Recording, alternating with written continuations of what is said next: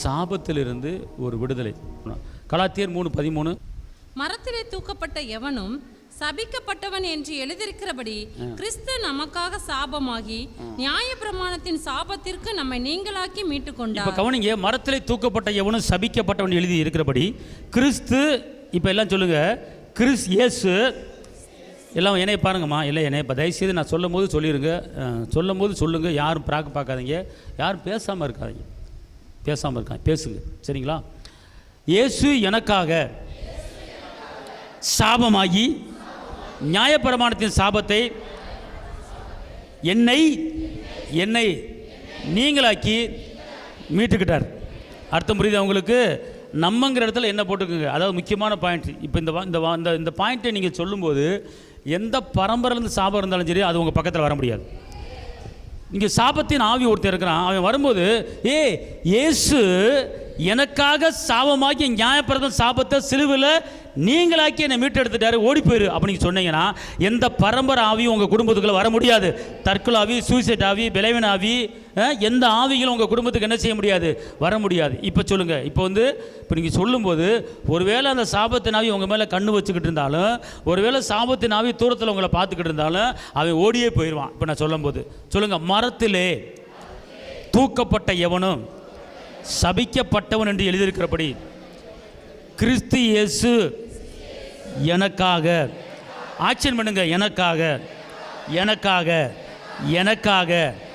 எனக்காக அவர் சாபமாகி நியாயப்பிரமாணத்தின் சாபத்துக்கு என்னை நீங்களாக்கி என்னை மீட்டுக்கிட்டாரு, என்னை விடுதலை ஆக்கிட்டாரு, என்னை தூக்கி எடுத்துட்டாரு.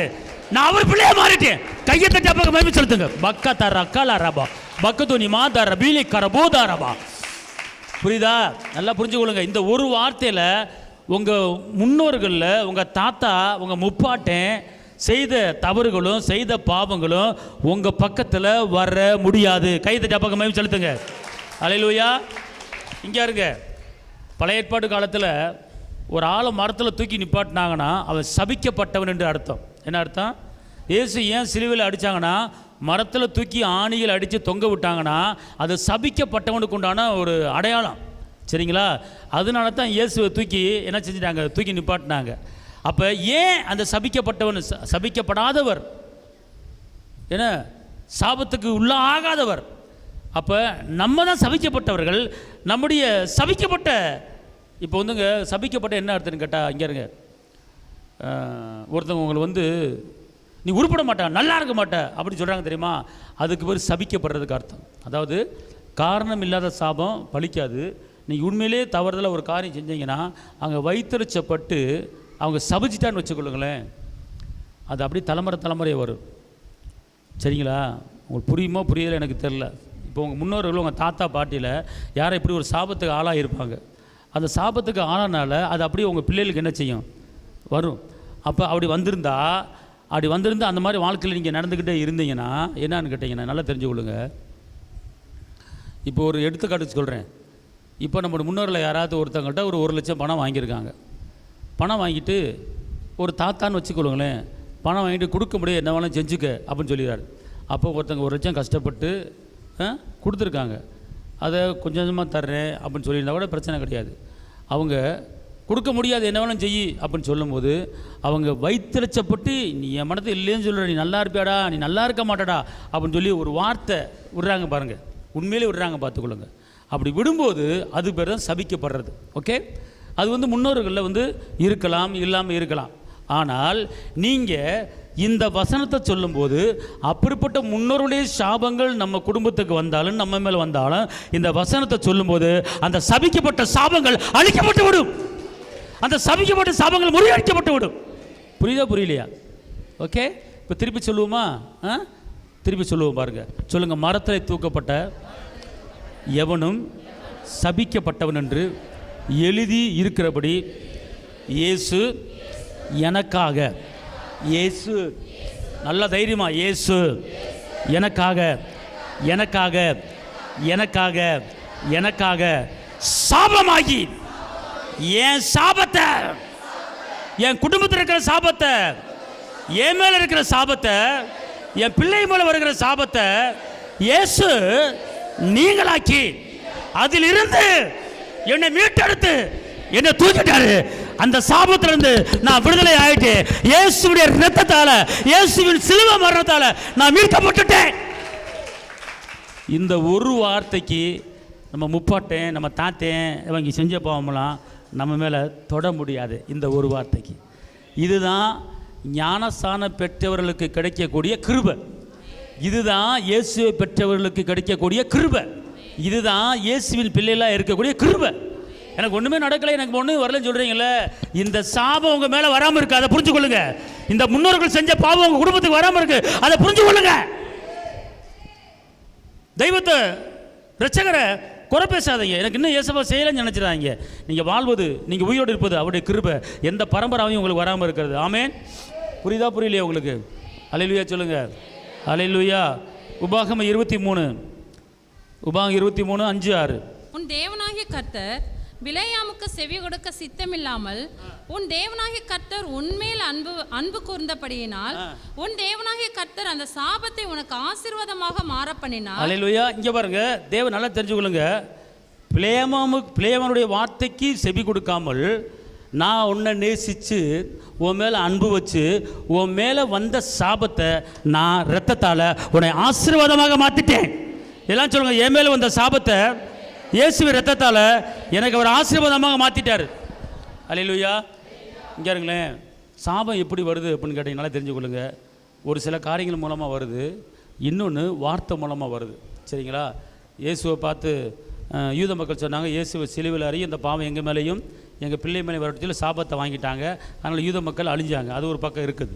ரெண்டாவது, பிலேயாம் என்ன பண்ணார்னா இஸ்ரேல் மக்களை சபிக்கும்படி கூலி கொடுத்து பணம் கொடுத்து சபிக்கிறதுக்கு, அது மேலே உள்ள வசனத்தை வாசிங்க, 4ஆம் வசனத்தை. நீங்கள் எகிப்திலிருந்து புறப்பட்டு வரும்போது அவர்கள் அப்பத்தோடும் தண்ணீரோடும் உங்களுக்கு எதிர்கொண்டு வராத நிமித்தமும் உன்னை சபிக்கும்படியாக மெசபத்தோமியாவின் ஊராகிய பேத்தேரியிலிருந்து பேயரின் குமாரன் பிலேயாமுக்கு கூலி பேசி அவனை அழைப்பித்தது நிமித்தம். இங்க பாத்தீங்களா, இங்க அந்த ராஜா பேர் அதுல போட்டிருக்கு. ராஜா பேர் என்ன போட்டிருக்கு? பாலாக்கு ராஜா. இங்க இருங்க, பாலாக்கு ராஜா யாரை கூப்பிடுறாரு? பிலேயாமை கூப்பிட்டு, நீ என்ன பண்ணு, உன் வாயால் என்ன செய்ய, நீ சபி. அப்படின்னா சபிக்கிறதுக்கு உனக்கு அமௌண்ட், பெரிய அமௌண்ட் கொடுத்துட்றேன், பல லட்சங்கள் தர்றேன், நீ போய் இந்த இஸ்ரேல் மக்களை சபி அப்படிங்கிறார். இப்படிப்பட்ட சபிக்கிற மக்கள் நம்ம குடும்பத்துக்கு எதிராக சபிக்கிற மக்கள் எழும்பலாம் ஏன்னா, ஆனால் கர்த்தர் சொல்கிறாரு, அந்த பிலேயாமுடைய சாபத்தை நான் கேட்காம நான் என்ன பண்ணிட்டேன், நான் உன்னை நேசித்து உன் மேல் அன்பு வச்சு என்ன செஞ்சிட்டேன், உனக்கு வந்த சாபத்தை, வரப்போகிற சாபத்தை ஆசீர்வாதம் என்ன செஞ்சிட்டேன், மாற்றிட்டேன். அல்லேலூயா சொல்லுங்கள். அல்லேலூயா. இந்த வார்த்தைங்கிறது ரொம்ப முக்கியம், பார்த்துக்கொள்ளுங்க. வார்த்தை என்பது ரொம்ப முக்கியம். கவனிங்க இன்னொரு வசனத்தை, நீதிமொழிகள் 26:2. அடைக்கலான் குருவி அலைந்து போவது போலும் தகைவிலான் குருவி பறந்து போவது போலும் காரணம் இல்லாமல் இட்ட சாபம் தங்காது. காரணம் இல்லாத சாபம் என்ன செய்யாது? இப்போ ஒருத்தன் சபிக்கிறான் அப்படின்னு கேட்டால் அதுக்கு ஒரு காரணம் இருக்கணும். காரணமான சபிச்சானா அந்த சபிக்கிற காரியம் உனக்கு என்ன செய்யாது, பலிக்காது. ஆமேன். அல்லேலூயா. ஏம்மா இந்த உபாகமம் 23:6 வாசிங்க. உபாகம் 23:5-6 வாசிங்க. உன் தேவனாகிய கர்த்தர் பிலேயாமுக்கு செவி கொடுக்க சித்தம் இல்லாமல் உன் தேவனாகிய கர்த்தர் உன்மேல் அன்பு கூர்ந்தபடியினால் உன் தேவனாகிய கர்த்தர் அந்த சாபத்தை உனக்கு ஆசீர்வாதமாக மாற பண்ணினார். 6ஆம் வசனம். நீ உன் ஆயுள் நாட்கள் உள்ளளவும் ஒரு காலம் அவர்கள் சமாதானத்தையும் நன்மையும் தேடாதே. அல்லேலூயா. இப்ப கவனிங்க, இயேசு சிலுவையில் ரத்தம் சிந்தி உங்களுக்கு சமாதானத்தை கொடுத்துட்டார். ஓகே, இயேசு சிலுவையில் ரத்தம் சிந்தி உங்களுக்கு அன்பை கொடுத்துட்டார். ஓகே, ஆனால் நீங்கள் நம்ம என்ன பண்ணுவோம் கேட்டிங்கன்னா, இப்போ நம்ம கண்ணெதிர ஒருத்தர் நல்ல சந்தோஷமாக வாழ்வான், நம்ம கண்ணெதிர ஒருத்தன் செழிப்பாக வாழ்வான், நம்ம கண்ணெதிர ஒரு குடும்பம் ஒரு நல்ல ஒரு அலங்காரமான ஆடம்பர வாழ்க்கை வாழலாம். நம்ம என்ன பண்ணணும்னு கேட்டிங்கன்னா, எக்காரணத்தை கொண்டும் அவர்களுடைய சந்தோஷத்தை நம்ம விரும்பக்கூடாது, அவர்கள் செழிப்பை நம்ம விரும்பக்கூடாது. ஓகே, அப்போ அவர்களை போல் நான் வாழணும்னு ஆசைப்பட்றேன், இவரை போல் நான் வாழணும்னு ஆசைப்பட்றேன் அப்படின்னு சொல்லக்கூடாது. ஏன்னா நீங்கள் எல்லாமே இயேசு ரத்தத்தால் எல்லாம் உங்களுக்கு கொடுத்துட்டாரு. அவர்கிட்ட இருந்து தான் நீங்கள் எல்லாத்தையும் பெற்றுக்கொள்ள விரும்பணுமே தவிர எந்த ஒரு மனுஷன்ட்டையும் அவனை பார்த்து நீ விரும்பக்கூடாது. இந்த வசனம் என்ன சொல்லுது? இந்த வசனம் திருப்பி வாசிங்க, கடைசி நீ வசனம். உன் ஆயுள் நாட்கள் உள்ளளவும் நீ இந்த உயிரில் இருக்கிற நாள் வரைக்கும் ஒரு காலம் அவர்கள் சமாதானத்தையும் நன்மையையும் தேடாதே. அப்படின்னா நமக்கு எதிரே எத்தனையோ குடும்பங்கள் என்ன நல்லா வாழ்ந்துக்கிட்டு இருக்கு, செழிப்பாக இருக்குது. அது எந்த ரூபத்தில் தப்பான வழியை ஏதோ ஒரு வழியை சம்பாதிக்கிறாங்க இருக்காங்க. அது எவ்வளோ நாளைக்குன்னு தெரியாது, அது கர்த்தருக்கு தெரியும். ஆனால் நீ இவரில் போல் நான் செழிப்பாக இருக்கணும், இவரில் போல் அந்த காரை நான் வாங்கணும், அவர்கள் இந்த காரில் போகிறாங்க இந்த காரை நான் வாங்கணும், அவர்கள் அப்படி நகை போட்டிருக்காங்க அந்த மாதிரி நகை நான் வாங்கணும், அவர்கள் இப்படி சேலை கட்டியிருக்காங்க அந்த சேலை மாதிரி நான் கட்டணும் அப்படின்னா அவர்கள் செய்கிறத பார்த்து அவர்கள் நடக்கிறத பார்த்து அதை பார்த்து நீ விரும்பாத.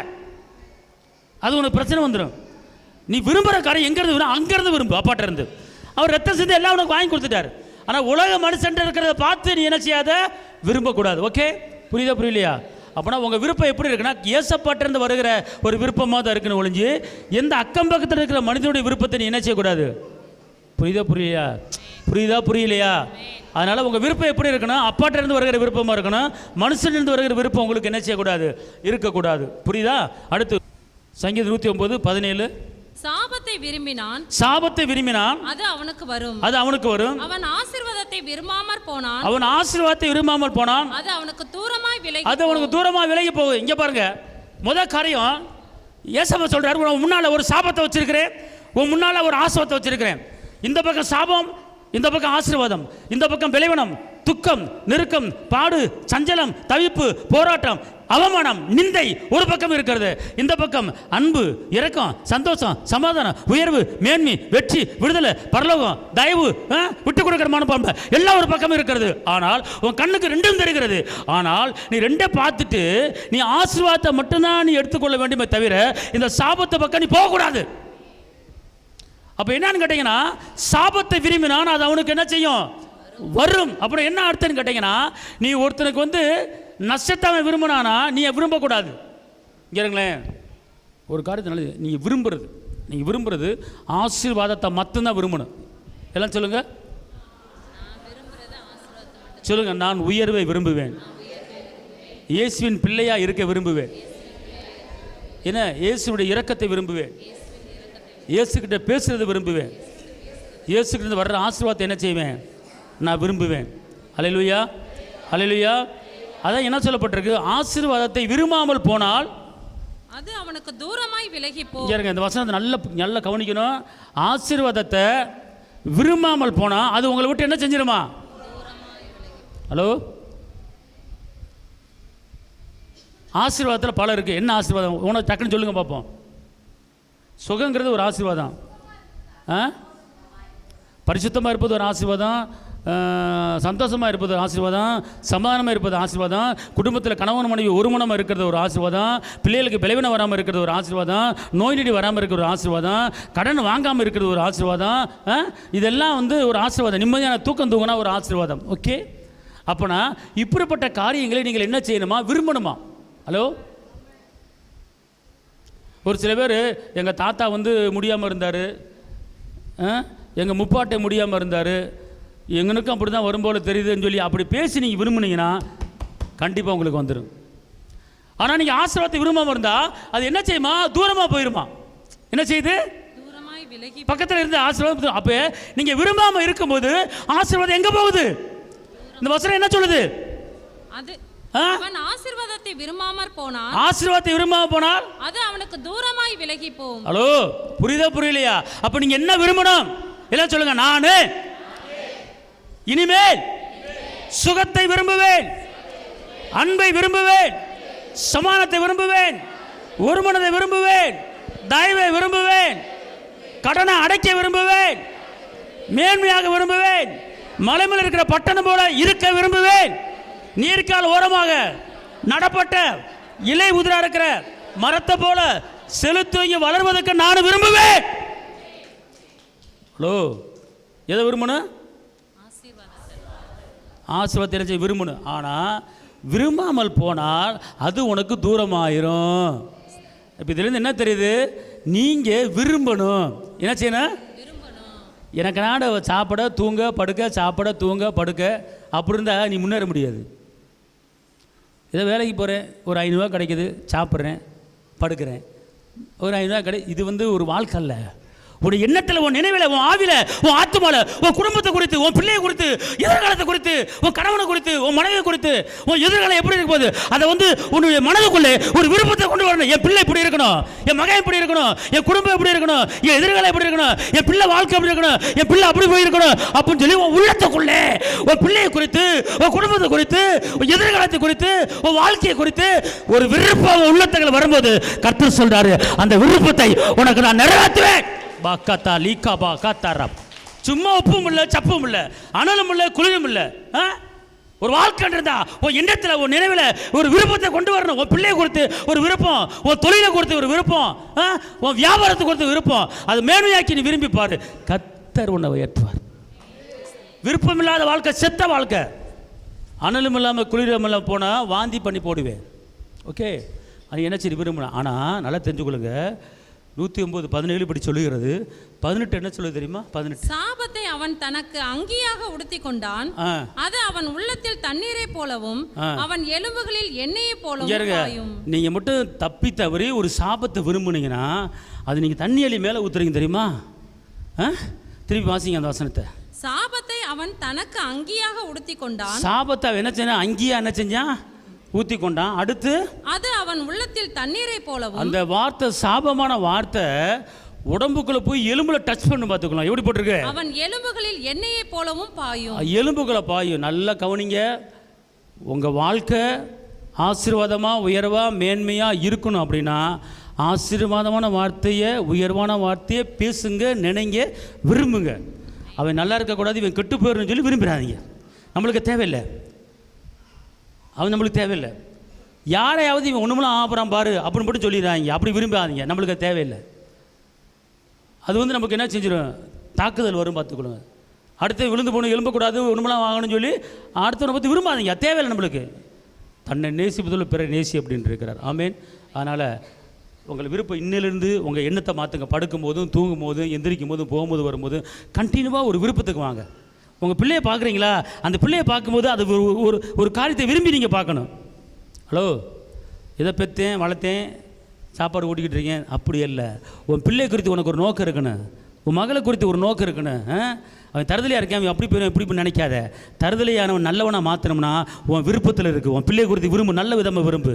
உன் மகளை குறித்து நல்ல விதமாக விரும்பு. இந்த பிள்ளை இப்படி வரப்போகுது, அந்த அந்த அந்த நோக்கத்தில் பாரு. அந்த பிள்ளையை பார்க்கும்போது ஆசீர்வாதமாக அவன் பிள்ளையை பாரு, செழிப்பாக அவன் பிள்ளையை பாரு, ஞானமான அவன் பிள்ளையை பாரு. நீ பார்த்தது, நீ நினச்சது, நீ பேசுனது அப்படியே வருகிற குறிப்பிட்ட நாட்களிலே அந்த பிள்ளை அப்படியே அது வரும். ஏற்ற வேலையில் சொன்ன வார்த்தை வெள்ளித்தட்டில் வைக்கப்பட்ட பொற்பழங்களுக்கு அது சமம்.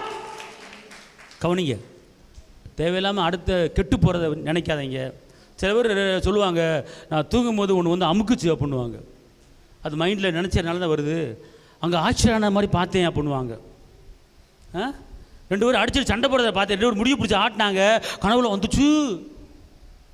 அந்த மாதிரி கனவு, அந்த மாதிரி பேச்சை பேசிக்கிறதுனால கனவுல வந்துடும். நைட்டு கனவு 3 வழியில் வரும். மாமிச திரைச்சல் வரும், பரிசுத்த ஆவியின் மூலமாக வரும், பிசாசு மூலமாக வரும். பரிசுத்த ஆவியான கனவு கொடுத்தாருன்னா அது அற்புதமாக இருக்கும். நீ கீழே போகிற, விழுந்து போகிற மாதிரி, ஓடுற மாதிரி, நடக்கிற மாதிரி, கீழே விழுகிற மாதிரி, முடிய பிடிச்சி ஆட்டுற மாதிரி, நான் கீழே வந்து ரத்தம், அதெல்லாம் பிசாசு கொடுக்குறது. அல்லது இன்னொரு கனவு வரும் மாமிசத்தில். நீ காலையிலேருந்து சாயங்காலம் வரைக்கும் அவன் செத்து போயிட்டான், அவன் போயிட்டான், அப்படி போயிட்டான், இப்படி போயிட்டான் அவனு சொன்னேன். சரி, ஒரு நாளைக்கு 21 வாட்டி வந்து ஒரு வார்த்தையை பேசுன்னு வச்சுக்கோங்க. நைட்டு தூங்கும்போது கனவுல வந்து நிற்கும் அப்படியே. ஏன்னா பேசி அவனை வர வச்சுட்டேன். உன் கனவுல வந்து நிற்பேன் அப்படி இங்கின்னு. பேசக்கூடாது. இப்போ சில யூடியூப்பில் வந்து சின்ன பிள்ளைகள் போட்டு அடிப்பாங்க. அந்த மாதிரி வந்து டக்குன்னு அதை பார்க்காம விட்டுருவேன் நான். இப்போ ஒரு யூடியூப்பில் ஏதாச்சும் ஒரு அசம்பாவிதங்கள், ஆக்சிடென்ட் ஆகிறது, இந்த பிள்ளையை அடிக்கிறது, கொடுமைப்படுத்துறது, இதெல்லாம் நீங்கள் ஒரு சில பேர்லாம் யூடியூப்பில் பார்ப்பீங்க. அந்த மாதிரி வந்துச்சா டக்குன்னு அதை நான் பார்க்க மாட்டேன். அதை பார்த்தா நைட்டு கனவுல வந்துடும். அப்படியே அது உங்களுக்கு மைண்டுக்கு வந்துடும். அதெல்லாம் நீங்கள் என்ன செய்யக்கூடாது? அதான் கெட்டதை பார்க்கக்கூடாது, நன்மையை பாரு. எவ்வளவோ நன்மை இருக்குது. ஆமேன். அல்லையா சொல்லுங்கள், எல்லாம் சொல்லுங்கள். இனிமே நான் ஆசீர்வாதத்தை, மேன்மையை, உயர்வை விரும்புவேன்.